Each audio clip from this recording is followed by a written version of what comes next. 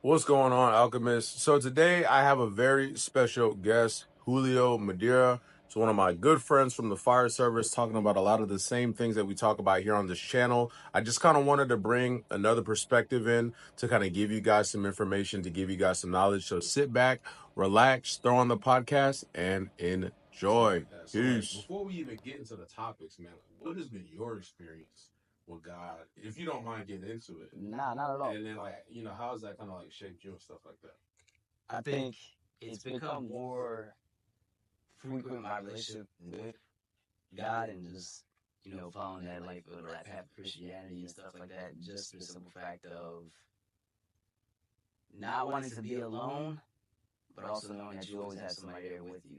You know what I mean? Like for us as firefighters, there's a ton of times where we deal with certain circumstances, different emergencies and stuff at our own level, different pace, and what we can and can't handle. But at the same time, if you have this source where you can tap in and lean on and just definitely overall just have that relationship, because that's what it all is, just a relationship with God. And if you have that, then you can really do anything, bro. And I can definitely sit there and say that everywhere I've been in my life and all of the things that have happened now, it all has a purpose. Yeah, yeah. Like, if it was up to me, obviously I'd be mastering by now. But I've learned as these years have gone on that there was little things that I still needed to become better at. And then once I did fix them all, it was like I ended up getting a promotion statement. Like all these other things, I never changed as I was as a person, right? My work ethic, how I am as a person. Yeah, I got you. And then out of nowhere, it was like, yeah, you're ready. I remember there was this other person I was doing a podcast with like a while back. I didn't have all my stuff in. It ended up being like a technical failure, but the information was so dope. And one of the things she was telling me, she was like, you're the type of person that likes to get everything done quickly. And I was like, yeah, 100%. Like, if there's a job, I want to get it done right, and I want to get it done fast. She's like, but that's not how it happens, though. Like, in your case, it takes time. You gotta let that cook for a little bit. Like, you're like, what am I doing wrong? I know I'm not working this guy. And this guy just, I know I'm better than this dude. And this dude just made it. Like, what am I doing wrong? So, like, to me, that sounds like a omen to patience. Yep. You know what I'm saying? It really, like, for me, that's what it was. Cause I know, like, when I was little, I would kind of treat God like Amazon. But I want this blessing, and I want that blessing, I want that girl, I want this amount of money, and then you got it, right? So you're supposed to you're supposed to just do it. You get what I'm saying? But as I got older, I really realized it's like you said, it's a relationship, and if you're in a relationship like with your woman, you don't just tell her everything and then like that's it. It's a give and take. It's an ebb and flow. Absolutely. And I was like, I'm not giving anything. I'm just asking. You're just trying to say, yeah, like I was just asking and asking for stuff, but I wasn't giving anything. You know what I'm saying? So that really kind of helped me take a step back, and it really kind of helped. Like it really made me think. I'm like, okay, well, what's our real purpose here? Because that's what it really comes. Like for me, it's what it boils down to. Absolutely. It was like, why are we here? What is the point of all this? So it's not only just what is our purpose, right? It's the individual themselves that you got to find your purpose and what you feel like is your God-given talent or gift. And once you have it, and then from there you're able to hone in on that and just make it sharper. Iron sharpens iron. Yeah. So it's like for me, I feel like one of my God-given gifts is just my leadership abilities, where I'm able to communicate and just sync with anybody really that I meet and just pair up and be able to make those quick connections. Yeah. And yet I'm still able to be a follower too, where if somebody wants to lead, I'll sit back and be like, all right, you can have it. Yeah. You know what I mean? Like, hey, you need my help now? All right, cool, I got you. Right. I'll fix it. So once you know your purpose and you're able to sharpen that, then the rest just falls right into place because you're doing what he wants you to do, not what you want to do. Exactly. And I think that's so important is falling in line with God's plan as opposed to trying to swim uphill. And that kind of leads us into our point here, So like obviously here on like my YouTube channel, I like to talk about self-improvement. I pretty much made a channel like that a younger version of me would have really liked. You know what I'm saying? Like, I come from a super household, group and stuff like that, cool. But there's still things that your parents miss that you see as you get older. You know what I'm saying? So for me, this YouTube channel and this podcast here, this is what this is for me.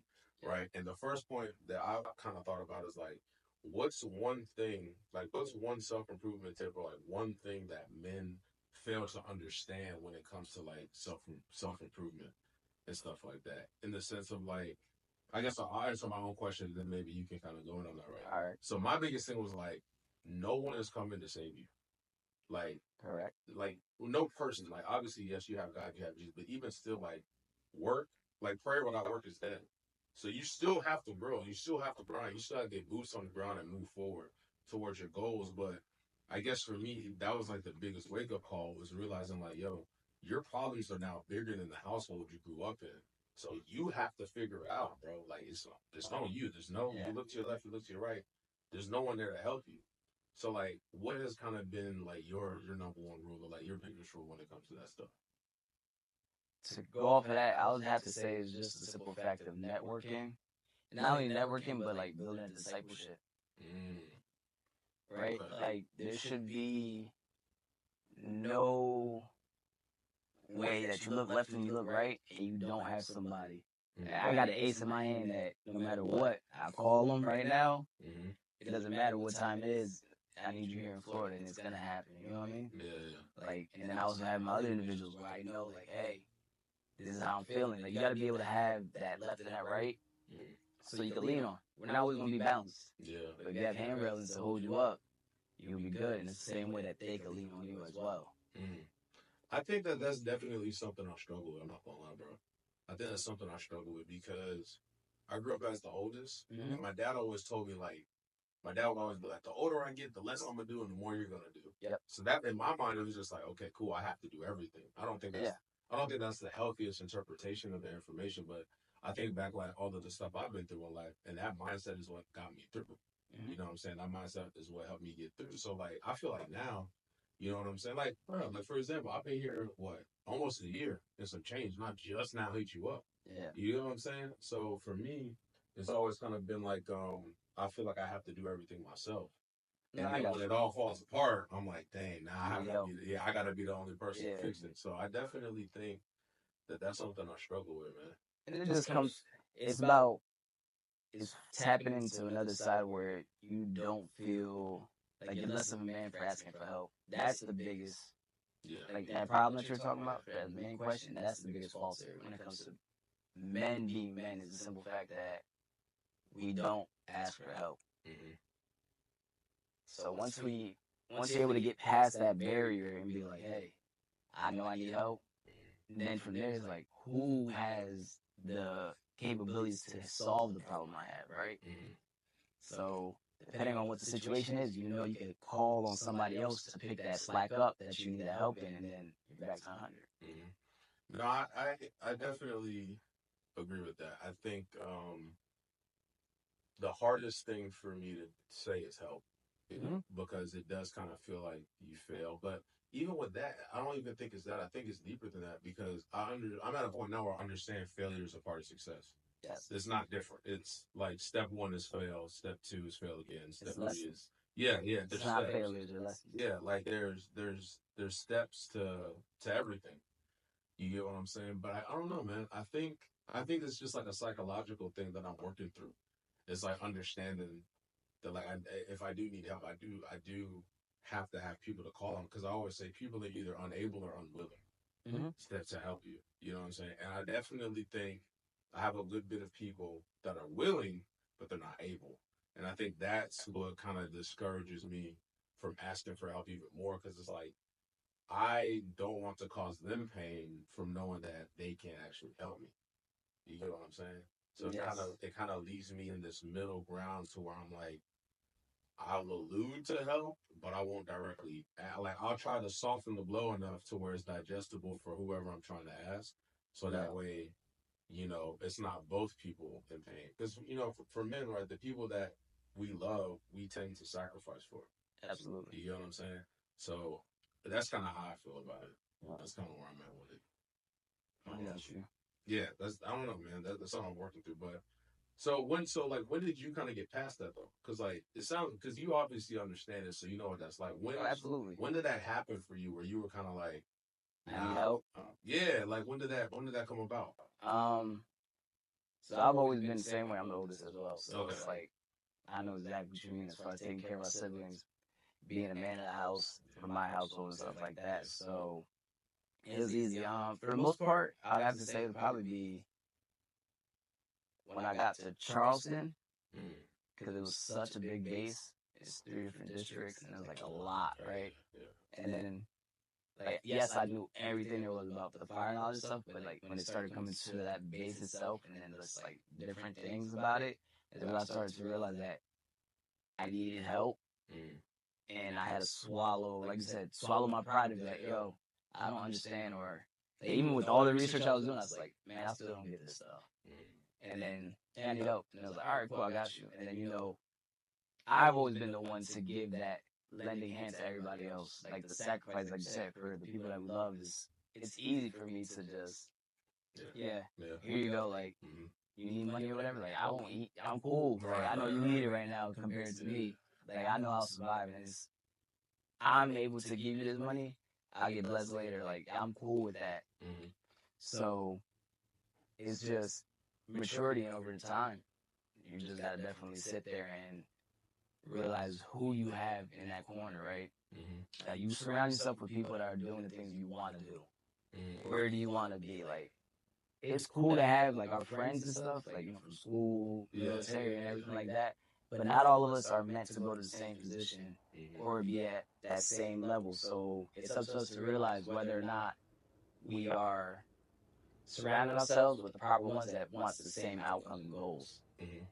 So once you link up with a group of people where it's like, hey, I also want to do a podcast, or hey, I also want to start buying houses, I want to start renovating houses, and like, oh, yeah, what do you know? What do I know? Right?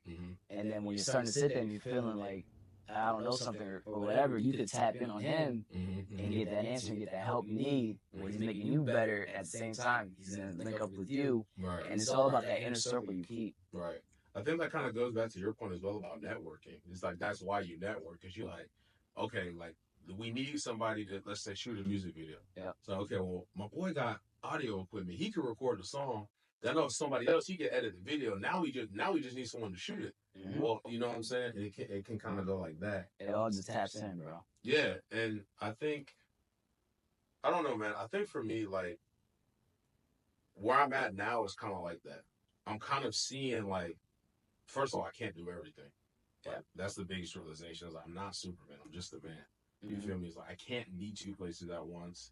I can't do this, that, and the third for everybody. Like, there's still a certain amount of stuff that I need to have for myself, and that's kind of where I'm at. And then, like, you got to swallow the pride. You just be like, look, man, you have to understand your limitations so you can actually, like, do what you need to do. Because if you're trying to do everything, you end up doing nothing. But too much on your plate. What's up? You put too much on your plate, you ain't gonna eat it all. Yeah, that's kind of like where I'm at with it. But I like what you said though, man. Like I like what you said, and that was the biggest reason why I wanted to talk to you, bro. Because we all, like, every time we talk about stuff, I leave that conversation like, damn, I didn't think about that. Like, I kind of look at it like that. You know? Just different perspective. Yeah. And lenses. That's not only that, but like, all for the stuff I've been through as well. You know what I mean? Like, growing up and stuff, we have different paths, but our paths ended up crossing where we're still able to come back and meet up with each other and be like, hey, what do you think about this? Like you said, it was always like, damn, I learned. Yeah. You walk away feeling like it wasn't a waste of your time. Because some people you talk to, it's just a waste of time. Yeah. Unfortunately. You talk to them, it's like, that could have gone. That could have been email. You feel me? But it's never like that with you, bro. Well, I appreciate that. Yeah, it's never like that with you. So I'm gonna move on to the next question here, which is saying, how do you know when it's time to pivot in life, whether that's with your career, relationships, or personal goals? So how do you know it's time to move on? It's time to move on when you're not happy. Okay. Right? Because at the end of the day, the ultimate thing you can get is like joy and happiness. Right? Nobody wants to be sad. Nobody wants to be angry. Nobody wants to be depressed, or all these other emotions. So when you realize that either you're not happy in a situation, or the person that's across from you or your team or whatever isn't happy, it's like, what do we need to do to change to make these things, to make this happiness come to life, right? So as an individual, you sit there and like we were talking about earlier, like we going to God and stuff, and it's like He fills your cup up, so that's like the happiness. Like nobody can make you happier than yourself Mm-hmm. at the end of the day, because if you're not happy and somebody else is, all you're really gonna do is just you tap in a little bit, you tap in a little bit, you're draining that person. Yeah, you're gonna drag them down. Yeah. And eventually, now you got two people that's not happy, and then like you're saying, as far as the relationship goes, then it's dead. Because now we're both not happy. You're just in a situation where it's like, what are we doing? And then as far as your job, same thing. Like if you're not feeling it, then that's not you. Like you can make anything happen. Anybody can make anything happen. We're in a world now with so much technology, social media, like the whole entire entrepreneurship, that culture that's arrived right now. Whatever it is that you're very passionate about, you could do it. And don't get it twisted. It's gonna be hard work, right? Yeah. Like everything you do, you're gonna have to work just as hard because you're no longer working for somebody else but on your own. But the sense of accomplishment when you achieve and the success as far as your customer service go or whatever it is that you're trying to put out there, and once you start to see it pop, that happiness is gonna hit way harder than whatever bonus checks you get from anywhere else. I don't disagree with the relationship and work stuff, but I answer that question differently. And the reason why is because for me, happiness is fleeting in the sense of like my own experiences and what I've gone through and stuff like that. I don't disagree with you though. I definitely think you aim, especially when you're dealing with women, like you want to aim for like peacefulness and like happiness. Like you don't want to come home to a chick and you like, dang, you sitting in the driveway for like 3 hours, like preparing to do anything. You feel me? So I get that for sure. I think for me, how I answer that question, because I looked through all of these and I tried to answer them to kind of get like a premise of where my thought process is to actually bring something to the podcast. You feel me? So how I answered the question was like purpose. So if you feel like what's the point, that's when it's time to leave. But I do think that if your happiness, because happiness and good positive emotions are tied to well being. If your well being is good, then that's the point. It's like this is for my well being. Like I'm doing this job because it helps me with this. I'm doing this job because it aligns with what I think God's plan for me is because I'm able to serve, whatever the case may be. Then I think that ties into happiness and that ties into purpose as well. But I think like depression and stuff like that kicks in when you're getting up every day, working 12 hours at a job that you hate. And the reason why you hate it is because you don't see it making ends meet. It's just like Groundhog Day every single day. Yeah. I think that's when it comes down to where it's like, there's no place for happiness without purpose, in my opinion. So when you look at the Air Force is a perfect example, right? You got a bunch of people that get we're jobs. Going there, okay. Right? But you got a bunch of people, right, that have jobs that they don't like. Yeah. Right? So that means for the next 4 years, because you see firefighters, I didn't want to be a firefighter, and it's cool.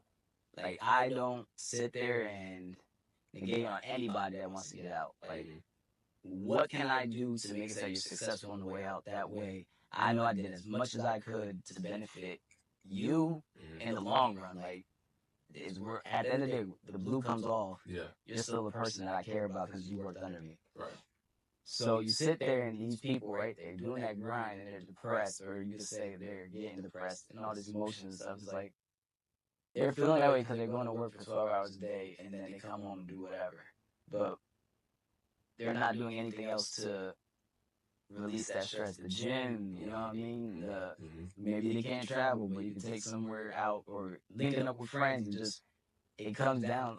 That's what I was saying, is just happiness. Like, do what makes you happy, where now when you go to work for X amount of hours, all it is just paying for you to go do this over here. Fair. Yeah. It has nothing to do with work. Like, work is always going to be work.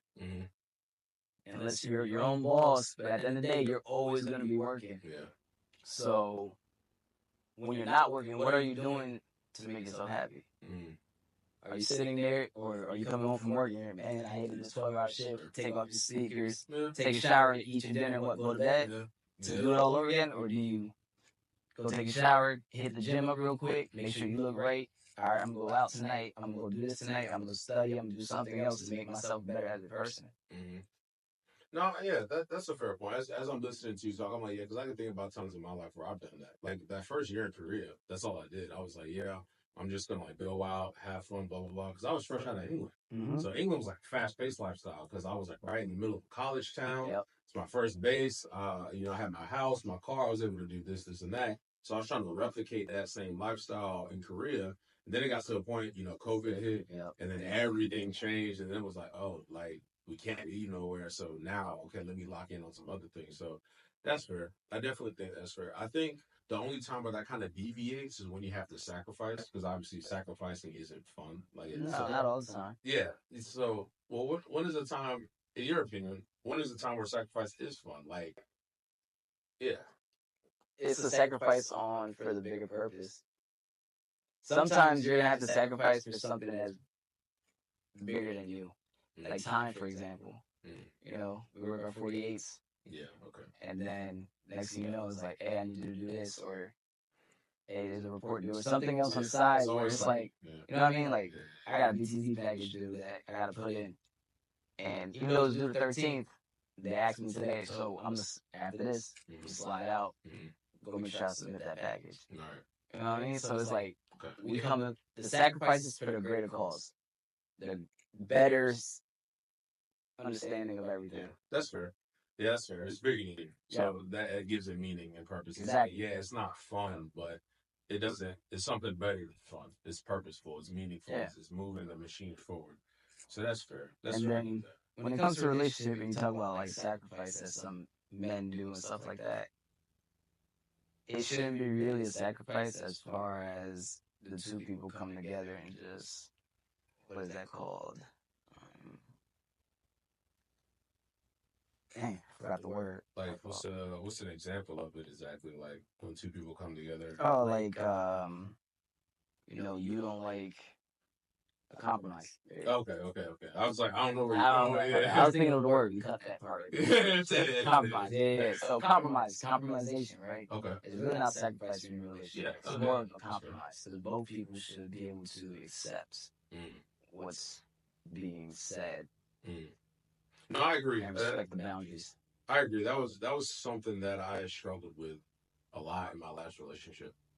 Because I was so focused on where I was trying to go, where I was not really willing to compromise anything.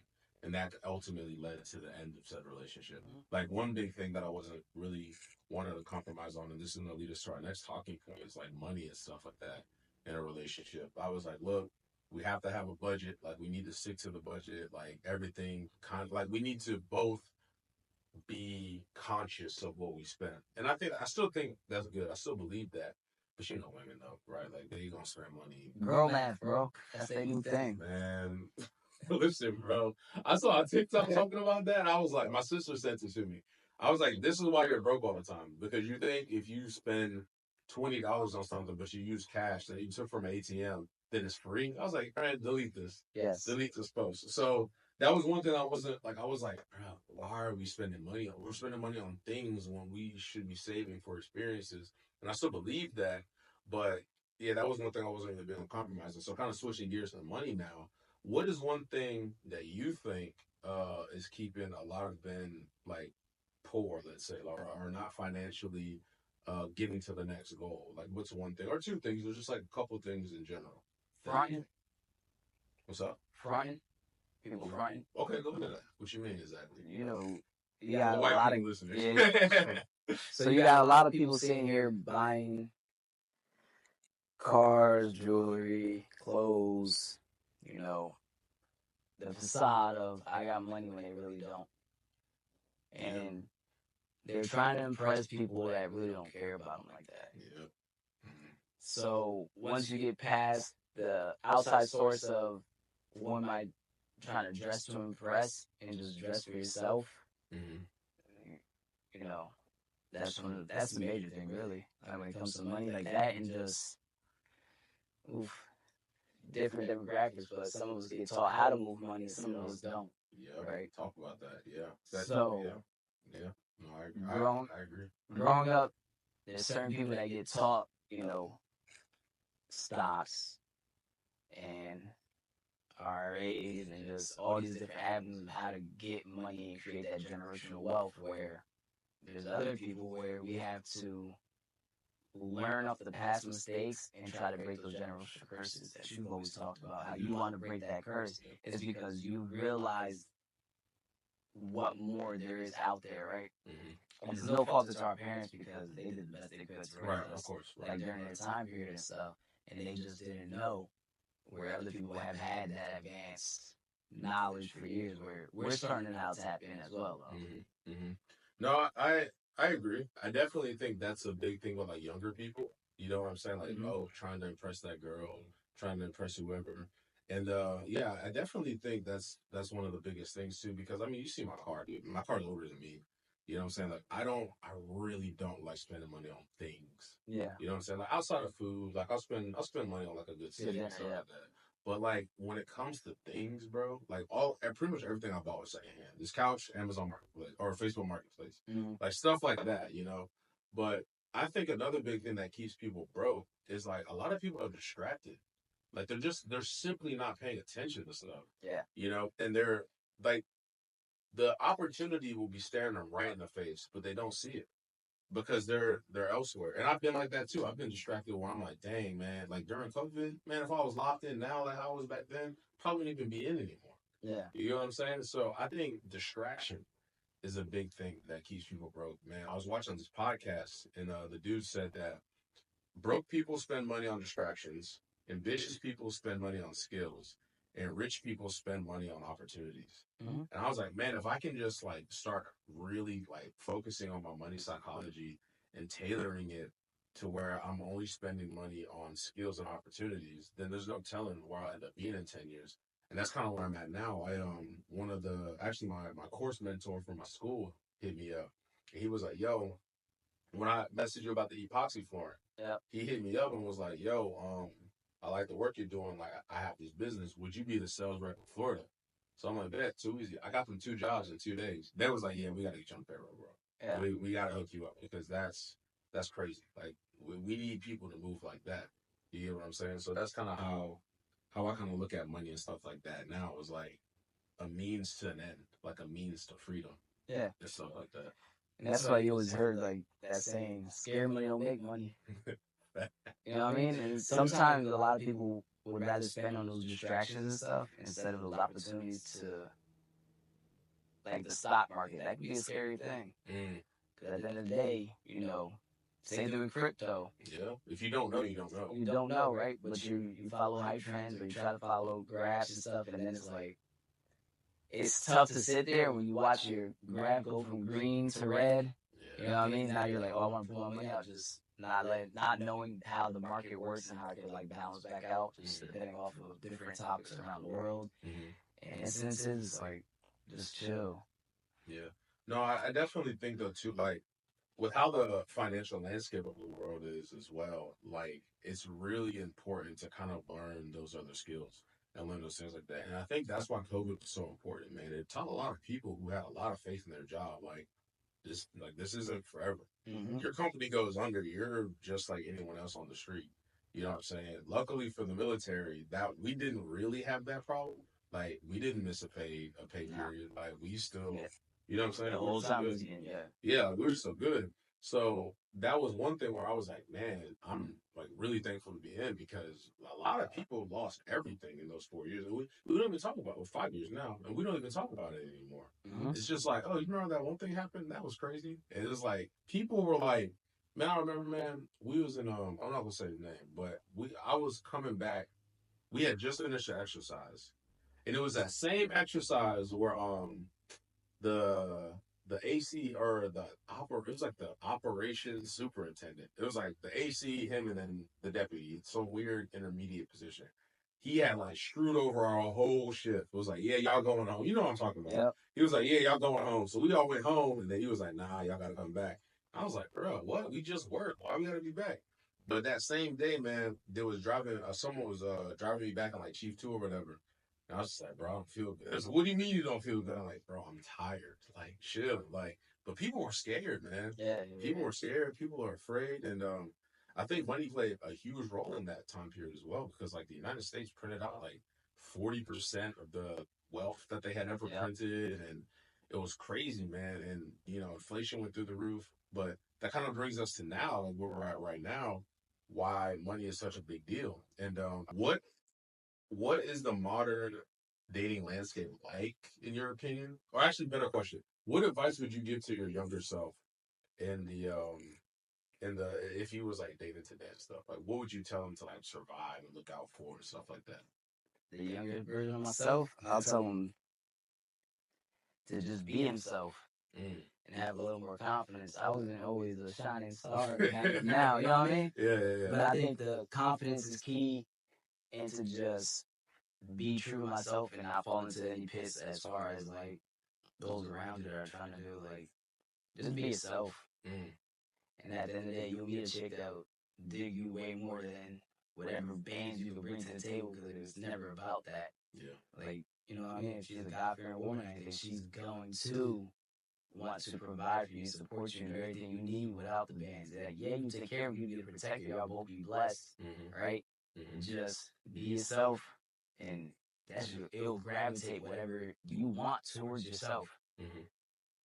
Yeah, no, I like that advice, man. I feel like now with so many different movements and stuff online, you hear a lot of toxic things where it's like, oh, you have to wait at least 2 hours to text her back before, like it's crazy stuff like that.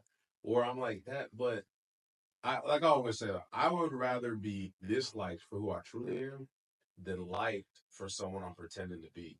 Because, I'm sorry. No, go ahead. Not everybody's gonna like us no matter what. Yeah. You know what I mean? Like, you can't please everybody. There's always gonna be somebody that doesn't like you just for no apparent reason. And all you can do is really just show humility, give them grace, and just be like, all right, bro, like, you straight? Yeah. You know what I mean? Like, yeah. But also too, like, I don't like everybody. yeah. So I can't really get mad if someone doesn't like me. I was just talking about this. I was like, I'm not cool with everybody. Like, there's some people where I'm like, I'll be cordial, I'll be respectful, I'll be kind. Yes. But at the end of the day, I really don't like this person. Like, I really don't care for this person at all. Like, when you was in Korea, bro, there was a certain somebody high up that I was like, yeah, where I was like, we gonna skip past that. But yeah, man, I didn't really care for this person. But I guess again, how I answered that question, I would say be vigilant. Yeah. Be more vigilant, because I think a lot of guys get caught up in the superficial. We get caught up in what looks good, but not necessarily what is good. Yeah. And I think that messes up a lot of dudes, man. And messes up, especially a lot of dudes in the military. You know what I'm saying? They get cooked, and how the laws and stuff work, bro. Bro, it's tough. So that's kind of how I look at it. It's like, be aware and be vigilant, because man, I can't tell you how many times where I've like been talking to a girl, been messing with her or whatever, find out like she got a whole boyfriend, husband, or whatever, and it's like, okay, now worst case scenario, this dude's gonna be crazy, and now me and him got to get into it because of something that you did. You know what I'm saying? And it's just like, if I would have seen the red flags, from the jump, I could have avoided it and be like, "Nah, I'm good. Sorry, have a good day." But she was big. You can see it from the front. I got caught up, obviously, but that would be one thing that I would say. It's like, be vigilant and be aware. Yeah, so be vigilant, be aware, and just be yourself. Yeah. But I don't know, man. I think after COVID though, a lot of people were kind of like awkward. Like they were. It was the interactions, because hey, not for nothing. You sneeze or if you cough, you already know how we go on shit.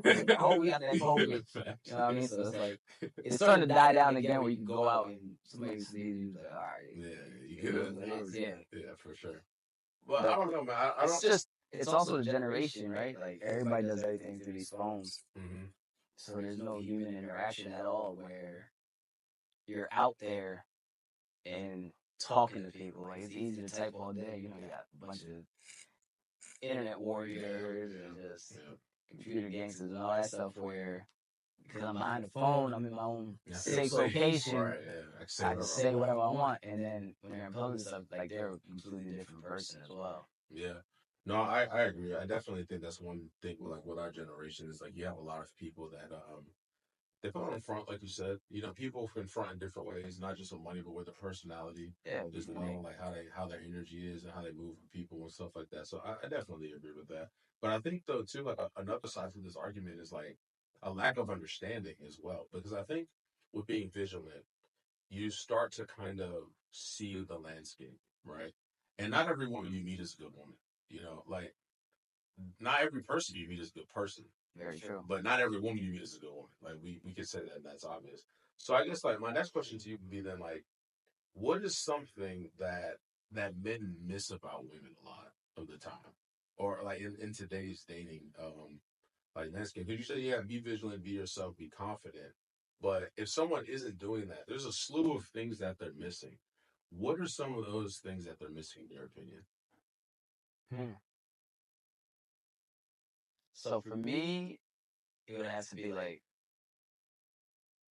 are they reading the word, right? Are they following like the path that's set up before them? And then are they striving to be towards that?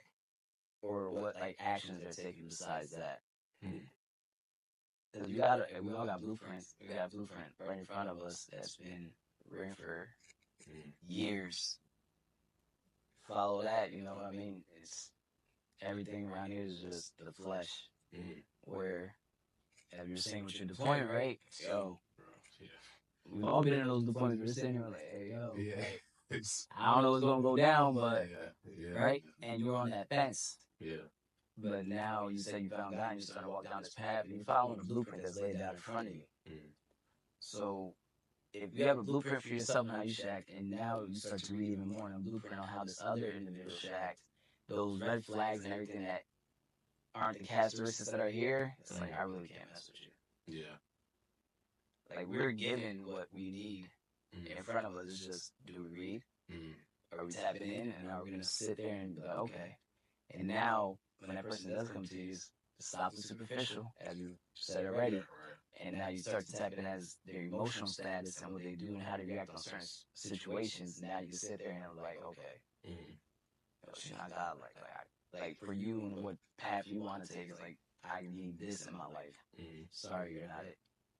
No, I honestly, dude, I don't have anything to add to that because that's pretty much how I answered that same question. It's like, because it's so easy to get lost in, like you said, the flesh. You have to have something more than that. You have to, because at the end of the day, if you're chasing an earthly woman, a worldly woman, there's always someone with a bigger bag.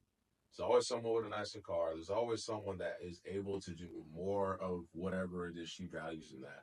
But if you're locked in with the word and you're locked in with God and you're walking the path, you'll walk right into the woman you're supposed to be with.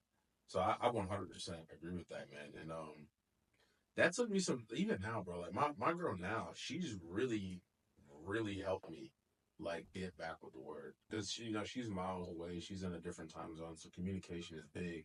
But every morning where she would wake up, like we would pray for each other. Like I would pray for her and be like, hey, God, I wish her like strength to get through school and stuff like that. And then it'd be like 4 or 5 o'clock my time. But I'm starting my day with prayer. That's not something I've done before.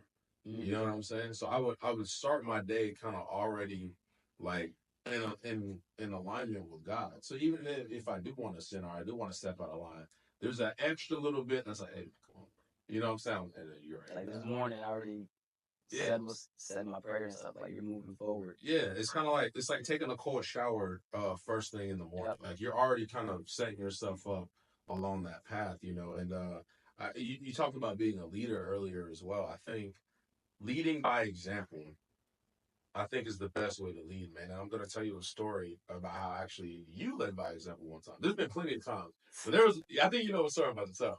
I don't know. You don't know? Okay. There's a bunch. Yeah, there was one time in particular. It was that same day where our shift got screwed and we were supposed to go home, and you had to call everyone back or drop it in the group chat or whatever, like, hey, you guys got to come back. And you already knew everyone was going to be hot because you was mad, but you was like, look, like you brought everyone into the kitchen. You had like pizza, wings, soda, and everything.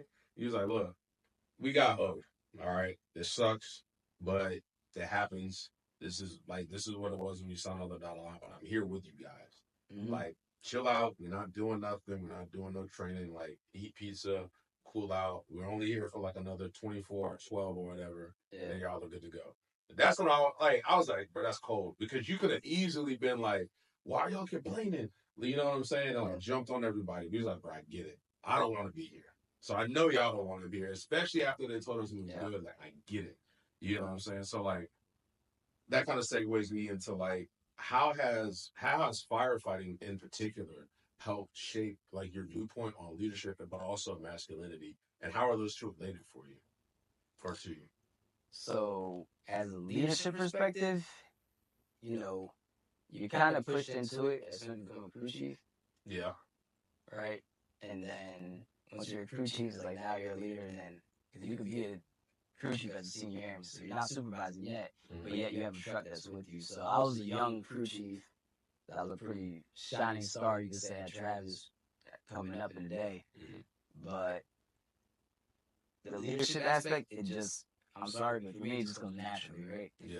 Like, it's just one of those things where I'm able to have the empathy for you guys on that certain situation that day where I'm like, remember me and McKay driving back and he's sitting there, he's hot, and I'm like, hey, let's go get some pizza, bro. Yeah. Like, let's just, everybody eat. We're going to eat as a family. We good. Like, this is what we do when we're on shift. We have our shift dinners. We got it. And then it was like, all right, cool. And it just happens to work that everybody fell into line with it. And the leadership is just, it's a tough situation for certain individuals because not everybody's meant to be a leader. Right? You have some crew chiefs, they know their stuff, and even though they know the job, they still can't lead. And that segues also with followership, right? Every good leader can be a follower.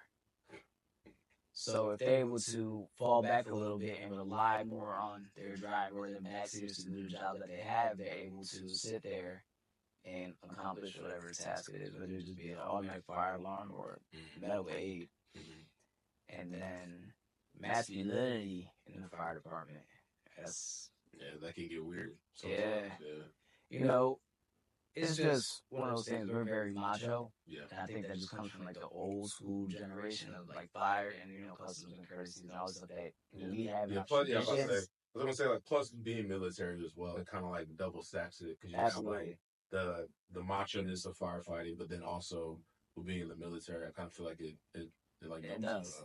Yeah. And it depends on like what area as well. Like I've been to a bunch of different bases, so depending on what base you're at is also kind of how that fire department is ran. And some of them, when they have those traditions, it reflects on that base as well. So we're very just masculine, man. It's just anybody can do the job. It's not just there's tons of female firefighters that I know, and for them to perform in a career for like that, big ups to them. Yeah, no, 100%. I wasn't saying that to exclude any of the female firefighters, but that's a good point as well. I definitely think for me, with the leadership part, it really showed me how, like with firefighting, it really showed me how important it is to be a competent leader. Like how important it is to be like, know your stuff. I'm not sure, but here's my best guess and here's what I think. Because we live in like reality. Like if we mess up, people die. Like they lose houses. Like there's real world consequences for your mistakes. It's not like oops and then you skip off. You know what I'm saying? It's like, yeah, this person's not coming back. And that's the world that we live in. That's our reality. So for me, it really, really like drove home the point of like, know yourself. Like when we were deployed, man, I ran a couple fires where I was like, I was the guy. It wasn't, again, look to my left, look to my right. It's just me and the boys. 5 a.m., me and 3 other dudes trying to figure this thing out. You know what I'm saying? And it's like, okay, well, this is what I know. What do you know? Oh, I know this, that. Okay, cool. Here's the best plan of action. Here's what I think we should do. And here's why. That's the biggest thing is the why. Because if you can justify the why with rules that are written, you're going to be okay 99.9% of the time. You know what I'm saying? So that's what really kind of helped me with the leadership aspect of it. And kind of segues into the masculinity part of it as well. It's like, I know I said like I struggle with asking for help, but that's more so in my personal life. In my professional life, I'm actually quite good at it. I'll be like, look, here's what I think, but I'm not sure. And I'm not signing this. Yeah. Because when this comes back and it says Staff Sergeant Pinckney, it's going to be a problem. And we're not doing that. So please explain this to me like I'm 2 years old, or we're going to have to kick this back and you're going to have to find somebody else. And that's just what it's going to be. You know what I'm saying? Because I'm not going to sign this. And then it's like, well, you signed it. You're the guy who's going down with the ship. It's like, nah. You know what I'm saying? I'm not doing that. But yeah, that's definitely been one thing that's kind of like locked in for me, how firefighting is kind of like shaped and molded me. And I feel like in the career I grew a lot because of that. Because I was a senior airman, but I was driving, I was crewing, like I was everywhere. You know what I'm saying? So like that leadership role for me, it really kind of. I'll say there's definitely a couple exercises and stuff where I made you prove just because not for nothing when you know as a leader like who is good, right? Like you know the ones under you who you need to push more, who doesn't need to be pushed, and then from there it's like you, for example, like yo, this should be a staff, and everybody's like, yeah, certain situation happened, and I was like, all right, cool, hey, you're crucial, bro. Yeah. Like, and you're just like, all right. And at first you were like kind of caught off guard because there was other staffs there, and you were like, yo, I'm coming over there. I was like, yeah, like step up, buddy. Like, perform at this level that you're able to accomplish. Yeah, and I appreciate you for that as well. And I think a big reason why I was taken aback is because like when you're working hard in the shadows, you kind of like there's either two ways to look at it. You either like shell up and you're like no one appreciates me, it doesn't matter, or you just kind of take pride in knowing that like this stuff is happening because you know how to do it. Yep. So you were like one of the first people that saw me for real. Like you and Chief Keel were both like pick me. I mean, you got it, bro. Like don't even worry about it. And I was like, oh dang, I'm really here now. I'm really up here doing it. So, and I appreciate you for that, man. Like you put me in that position, and I was able to perform. And when I messed up, another good thing too, I really appreciated. When I messed up, you didn't bite my head off rip.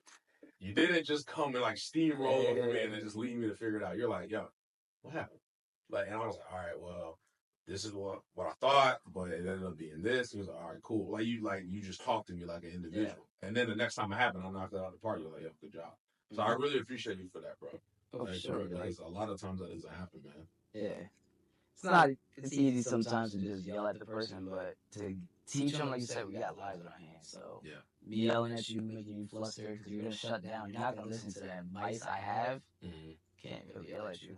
And if you did it again, obviously I'm going to go off. What you see me do before, too. So it's like, it's one of those things where like, I'm never going to yell about something there. Like, the ones that have been, they know, like, nah, I'm good, man. Like, But it's also justified, though, too, because it's like, if you're yelling at somebody, we automatically just think, like, yeah, you dropped the ball, bro. Like, this has got to be a third or fourth time because Madira don't get out of body like that unless you really did something that made him react like that. That's nice. You know what I'm saying? So a lot of the times people, like, who's I don't want to call his name, but yeah, I saw you snap on a couple people. I'm just like, yeah, we don't have to talk to him, bro, because there's no way. If Madira's yelling at you, yeah, you did something wrong, bro. Yeah, you dropped the ball for sure. Real. You dropped the ball for real. Final question, man. I'm gonna let you get out of here, bro. I know you got a couple things to do, and I'm gonna edit this as well.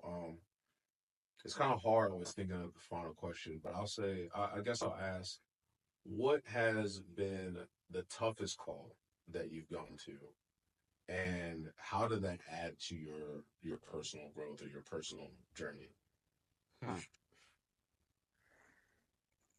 So when it comes to the job, I really don't think the toughest call I've ever had to answer was the fire emergencies, right?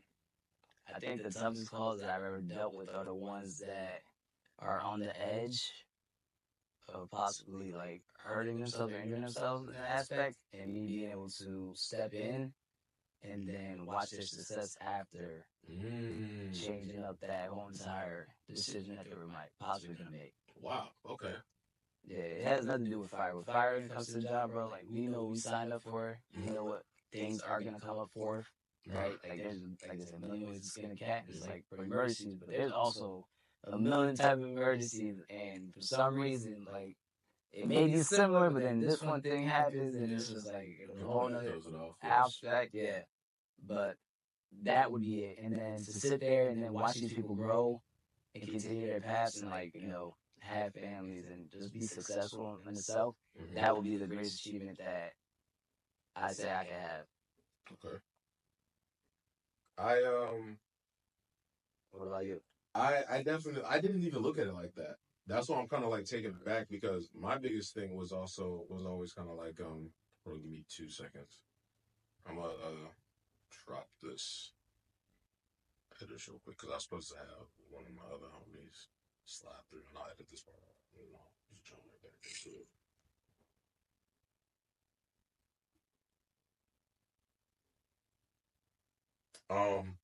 the hardest call that I've been on, or the hardest types of calls that I've been on, have always like involved children. And I don't have kids of my own, but I know how much my parents care about me and love me. So for me to kind of see like the peril in that parent's eyes, it makes me afraid. It like to like bring a kid into the world because like you're supposed to love that kid like more than you love yourself. Yep. You know what I mean? If you're a good parent, let's say. Yeah. And for me, it's the fear of losing someone that I love more than myself. It really kind of it shakes me to my core because there's nothing you can do about that. Like there's no amount of stoicism or mental gymnastics that you can do to really be okay if that were to happen. And I've seen it to where like dude, like we're doing like CPR on this kid, and the parent is just like freaking out, and the cops are having to get involved, and it's like you want everything to just be okay, but you know that's not, and you have to go back to that person like we did everything we could, but I'm sorry, sir, I'm sorry, man, you just lost your kid. That's crazy to me, and it really makes me. I guess if I had to look at it in a positive light, it really makes me appreciate life. It really makes me appreciate life because you realize like this isn't forever. Yes. And like one day you're here, and the next you're gone. It's done. Yeah, you're gone. And that's been the hardest calls for me. Is for that how that's added to my personal growth. It's made me more appreciative of the people I have. Yeah. You know, after a bad call or even after like, fires and stuff where we were deployed at, I would always call my parents right afterward. Like, hey, I know it's like 3 a.m. there. I know y'all tired, but hey, I just wanted to call. I said, I love y'all. Like, I'm here. I'm good. You're more appreciative. Yeah, it really does, man, because it's like, dude, that could have easily been one of us. Easily been me and one of the boys. And there's nothing you can do. You just have to endure and deal with it, man. So for me, I'd say that's been like one of the hardest things, man. But I'm gonna let you go. I'll ask you like one final thing. If you had to give one piece of advice for anybody watching the podcast, actually, better question. What is one question that you want the next person to answer on the next episode of the podcast? Ooh, that's a tough one because I was thinking about the next person. Yeah. Because you're the first episode, bro. This is episode 1. Okay. Yeah. So I want to kind of start like the last person ends it, and then the next person picks it up. So what's one? It could be about anything. Obviously, it could be about anything. For next week's episode, the question I got for the next person is, what obstacle have you overcame that made you successful to the day you are now? Okay. What obstacles have you overcame that has made you successful to where you are now? Yeah. Okay, I'll start the next episode with that, bro. As always, man, I appreciate you, dog. Always, bro. Always been a real one, dog. Yo, that is all for this week's episode. If you liked it, please don't forget to like, comment, and subscribe, and I will catch you guys in the next one. Peace.